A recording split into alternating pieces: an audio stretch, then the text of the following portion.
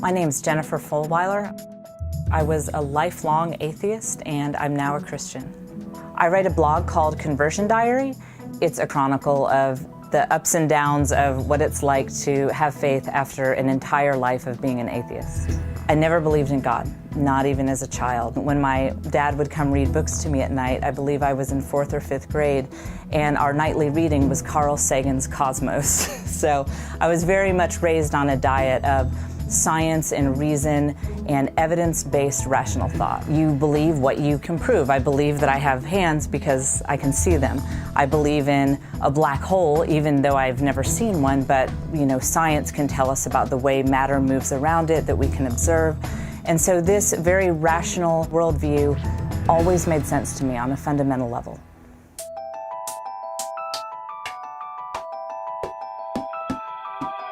Before I got to the point that I could really start researching faith with an open mind, something had to happen. And for me, that occurred after my first child was born. I looked down and thought, what is this baby? And I thought, well, from a pure atheist materialist perspective, he is a collection of randomly evolved chemical reactions.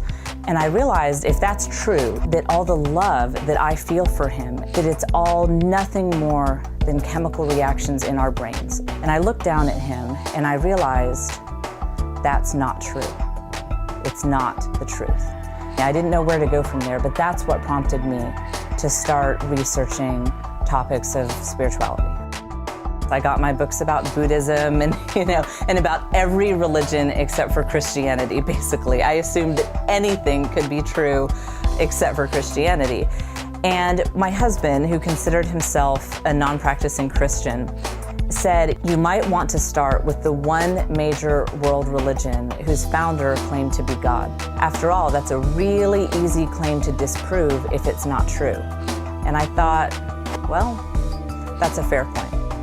I was such a through and through atheist that I have to admit I was ignorant of all these great Christian thinkers. What about Thomas Aquinas? What about Augustine? What about Descartes? I mean, all of these great thinkers throughout history were not only theists, but Christians. And I was really surprised when I actually found these very intellectually rigorous books where people talked about their faith from a place of reason and not a place of emotion. And when I looked at evidence like that on the whole, I started to think something explosive, something world-changing happened in first century Palestine. You have this guy named Jesus who comes from a lower class region, gains a bunch of lower class followers, and ends up being executed by the Romans. And yet in droves, you see thousands and thousands of Jews giving up these traditions that they had held dear for thousands of years. And the people who joined in on this new religion, there was no benefit for them. It was a persecuted religion. People who joined this religion didn't tend to work out too well. They tended to lose social status and often face death. But I wasn't yet convinced and ready to become a Christian. And so I started a blog. I just threw out every hard question I could think of. I just put it all out there on the blog. And as I would watch the atheists and the Christians go back and forth and debate, I realized we atheists, we don't have the lock on reason that I thought we did. But what I saw with the Christians was they had that too. They had all the knowledge of science and material world that we atheists did, but yet they had the total picture of the human experience of love and triumph and hope, and they could articulate that in a way that the atheists couldn't.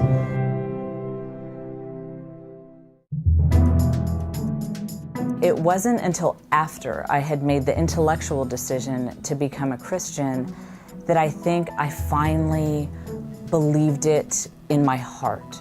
When I set my pride aside and said, okay, I feel like I'm talking to myself, but Jesus, I want a relationship with you. I want to know you, even though I don't know how to go about doing that. This peace entered my life, this joy, the way my whole being was transformed. There was just no question that this is somebody real. I think that not only am I more alive now that I'm a Christian, but I'm so much more intellectually alive. Finally, nothing is off limits. I can ask questions about science, but I can also ask questions about the spiritual world, and I'm free to really seek the truth.